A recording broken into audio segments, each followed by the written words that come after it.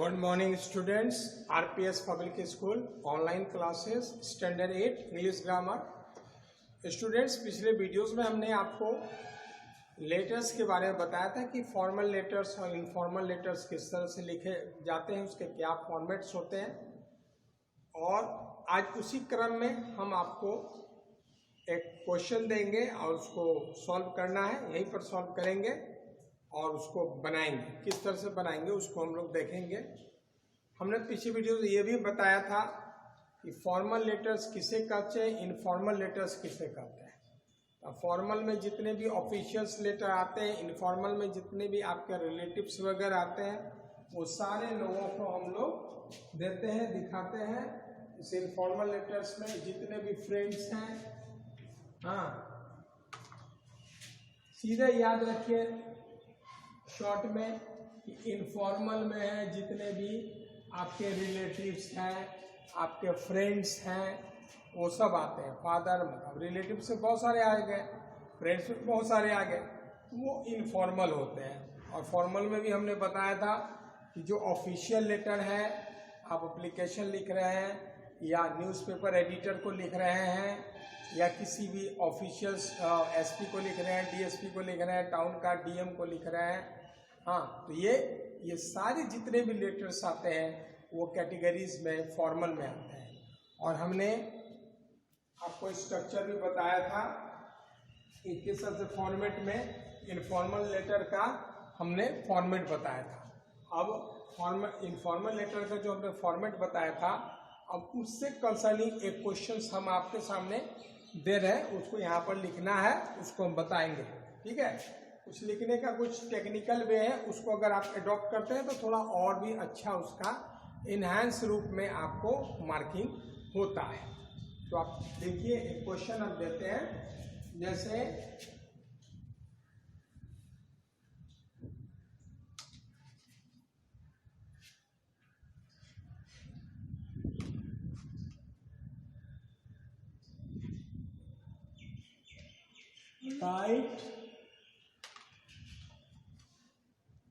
write a letter,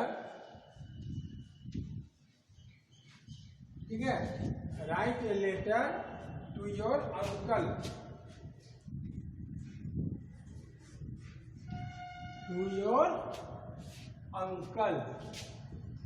write a letter to your uncle। ठीक है, अपने अंकल को आप एक लेटर लिखिए फॉर सेंडिंग, भेजने के लिए, क्या भेजने के लिए, गिफ्ट। उन्होंने गिफ्ट भेजा है आपको। अब कोई भी नेचुरली है, गिफ्ट अगर आपको कोई सेंड करते हैं तो आप प्लीज्ड होते हैं, तो कम से कम उसमें कटसी मैनर में एक लेटर तो लिखना बनता ही है आपको। हाँ, तो अपने लेटर अंकल को लिख रहे हैं फॉर सेंडिंग गिफ्ट, किस पर, ऑन योर बर्थडे।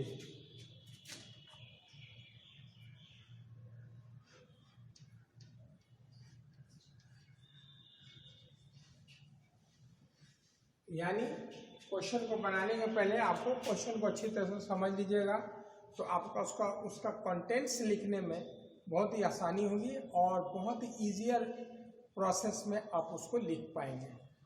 तो यहाँ पर है राइट ए लेटर टू, तो ये कौन सा लेटर हो गया, फॉर्मल हो गया या इनफॉर्मल हो गया? तो आप बोलिएगा नहीं, ये तो फॉर्मल है, क्योंकि फॉर्मल इसीलिए है कि मैं अपने रिलेटिव को लिख रहा हूँ, अंकल को लिख रहा हूँ। हाँ, तो किस बात के लिए आप लिख रहे हैं?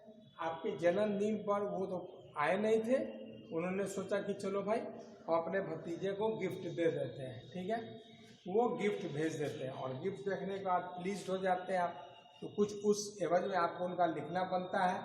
वो आप कैसे लिखेंगे? तो सबसे पहले फॉर्मेट में आ जाइए। फॉर्मेट में क्या करेंगे, सेंडर्स एड्रेस। पहले हमने क्या कहा था कि पहले यहाँ सेंडर्स यानी सेंडर्स और राइटर्स एड्रेस। जहाँ से आप अंकल को लिख रहे हैं वहाँ का आप एड्रेस देंगे। अब चलिए एड्रेस में आप क्या लिखेंगे? हम एड्रेस में यहाँ पर अपना ही यहीं का नाम दे देते हैं, ठीक है। झपा, और भी हो सकता है, हाउस नंबर, ये सब हम एक शॉर्ट में बता रहे हैं आपको। एक लाइन यहाँ पर ऐसे रहेगा, ठीक है ना।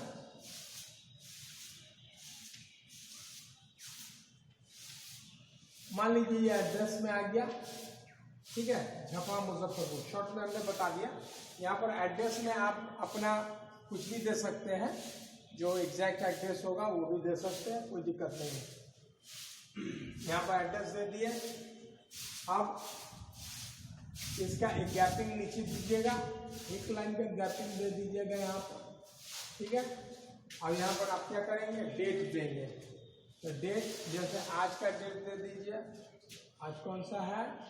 आज 6 है, नहीं, 6 अक्टूबर,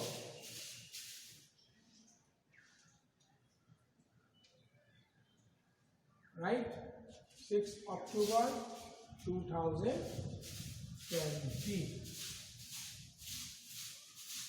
ठीक है, ये हमने डेट दे दिया। अब यहाँ पर फिर एक लाइन का गैपिंग दे दीजिएगा और करना लिखेगा डियर अंकल। डियर अंकल आपने दे दिया। अब यहाँ पर आप कंटेंट देंगे। क्या लिखना है आपको यहाँ पर? डियर अंकल में क्या क्या लिखना है वो आप यहाँ कंटेंट दे देंगे। यहाँ न लिखकर यहाँ पर हम आपका कंटेंट लिखते हैं, ऊपर में पड़ेगा, उसको आसानी होगी, ठीक है। डियर अंकल यहाँ लिखने के बाद क्या लिखेंगे? आई, यहाँ से लिखिएगा, अब यहाँ मत लिखिएगा, यहाँ वाला जो है देखिए, ये यहाँ से आपको फिर शुरू करना लिखने का, ये चीज हम यहाँ लिख रहे हैं, ठीक है। तो आप लिखिएगा यहाँ I received your gift.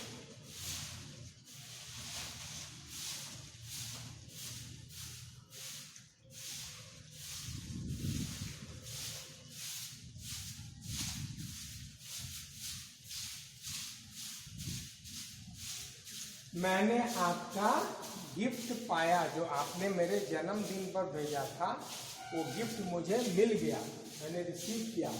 I receive your gift and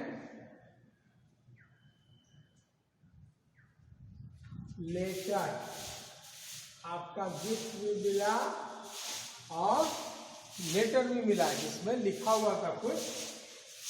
yesterday, कल मिला,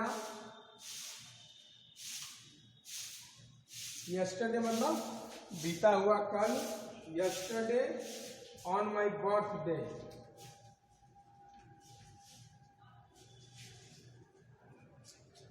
मेरे जन्मदिन पर, ठीक है, on my birthday. I was dilated. अब जब आपको कोई चीज मिलता है तो आप बहुत खुश होते हैं गिफ्ट में। गिफ्ट तो और भी ज्यादा खुशी देता है। लेटर तो आया, उसकी खुशी तो अलग है, प्लस उसके साथ गिफ्ट आ गया, और भी ज्यादा खुशी मिली। तो आई वॉज डिलाइटेड। डिलाइटेड मतलब मैं बहुत खुश हो गया। I was dilated. आपको भी जन्मदिन पर अगर कोई गिफ्ट देते हैं बहुत सारे रिलेटिव, तो आप तो डिलाइटेड आप भी होते हैं, आपको भी अच्छा लगता है, चलो भाई। और गिफ्ट में और भी ज्यादा इंटरेस्टिंग होता है जब उसके अंदर आप रैपर खोलते हैं उसको, तब देखते हैं कि भाई क्या है अंदर में, ठीक है। तो आई वॉज डिलाइटेड इस बात का with the watch.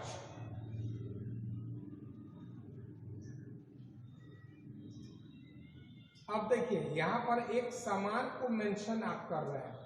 I was dilated with the watch. हाँ, वॉच मतलब घड़ी हो गया आपका यहाँ। Watch you have sent me.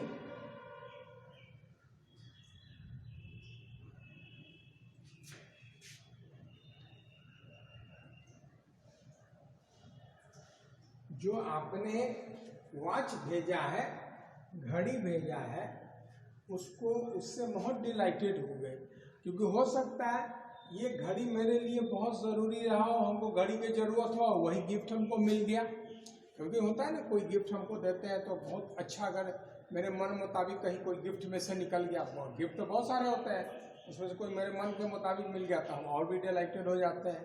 ठीक है, तो I was dilated with the watch you have sent me. एक मेंशन कर दिए आप, I always wanted a digital. अब आपकी रिक्वायरमेंट्स आप यहाँ लिखेंगे, आई ऑलवेज,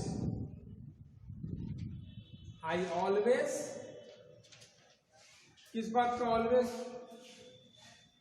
हाँ, आई ऑलवेज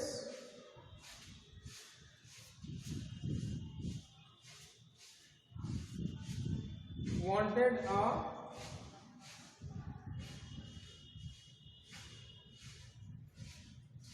डिजिटल। आजकल तो डिजिटल ही निकलता है घड़ी ज्यादातर। I always wanted a digital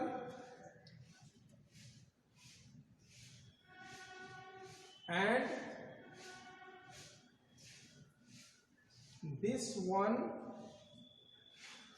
is perfect. मैं हमेशा चाहता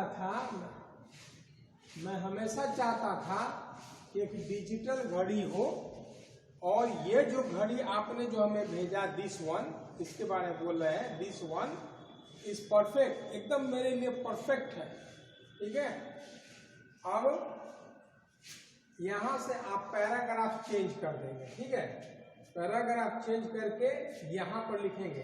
तो पैराग्राफ चेंज करना हो यहाँ पर, मान लीजिए चेंज करके अब यहाँ न लिखकर अब यहाँ लिखिए, इसका हम यहाँ पर फिर लिख देते हैं।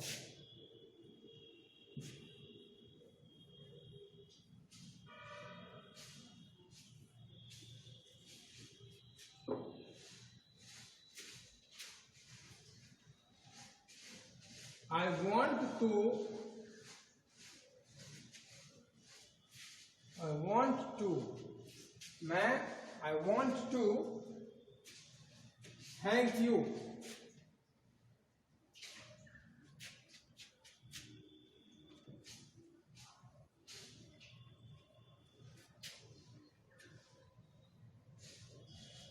again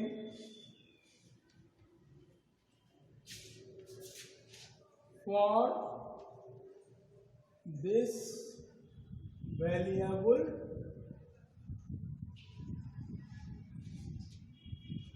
gift.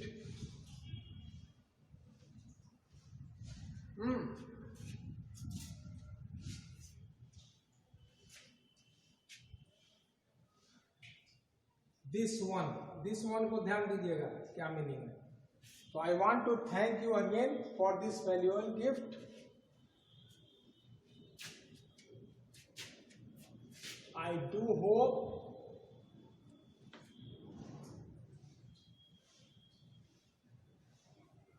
you will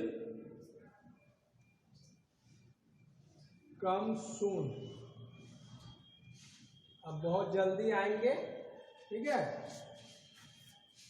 मैं उम्मीद करता हूं कि आप बहुत जल्द आएंगे, यानी आपके मिलने की उत्कंठा है।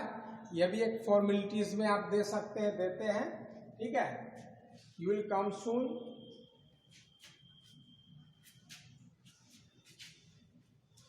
अब यहां पर आप अपना do come and stay with us, do come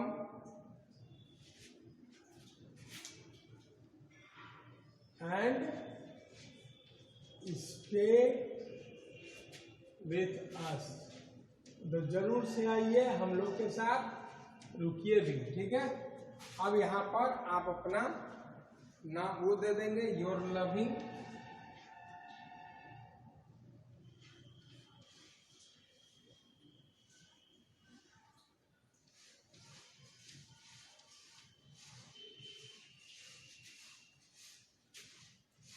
Neiphiu, आपका भतीजा। ठीक है, अपना नाम याद दे दीजिएगा। तो ये जनरलाइज वे में है। बहुत सारे लेटर्स ऐसे आएंगे और भी लंबे लंबे लिखने पड़ते हैं। कुछ ऐसी बातें होती है कि लेटर्स में खूब लंबा कुछ स्टेटमेंट देना पड़ता है, वो अलग की चीज़ है, लेकिन देना पड़ता है। तो आप इस तरह से आप फॉर्मेट को जानते हुए कि इनफॉर्मल लेटर का फॉर्मेट क्या होता है, लिखने का तरीका क्या होता है, हमें कितना पोलाइटनेस इस्तेमाल करना चाहिए अपने रिलेटिव्स के भी प्रति, और जब फॉर्मल लेटर भी आप लिखेंगे हम आपको बताएंगे बाद के वीडियोस में, उसमें भी आपको कितना पोलाइटली पेश आना, ये सारी बातों को ध्यान में रखना पड़ता है। क्योंकि एक इफेक्टिव लेटर लिखना और एक लेटर लिखना दोनों में बहुत डिफरेंस होता है। एक लेटर फॉर्मेलिटीज के रूप में लिखते हैं तो वो कोई वैसा कोई बात नहीं है, लेकिन आप एक कटसी मैनर को मेंटेन करते हुए अगर आप लेटर्स लिखते हैं तो वो ज़्यादा इफेक्टिव होता है। आपके रिलेटिव्स आपके बहुत प्रभावित भी होते हैं उससे। So that's a very very important thing in day to day life also. Later it is not only to write for the preparation of examination, but the preparation for your future and for your spoken as well as your written manner. So all things include all the activities. So ये सारी बातें आपको benefit करती हैं, उसको आप ध्यान देंगे। नेक्स्ट वीडियो में हम लोग फिर आएंगे कुछ और भी मटेरियल्स के साथ। Till then good bye, best of luck, thanks.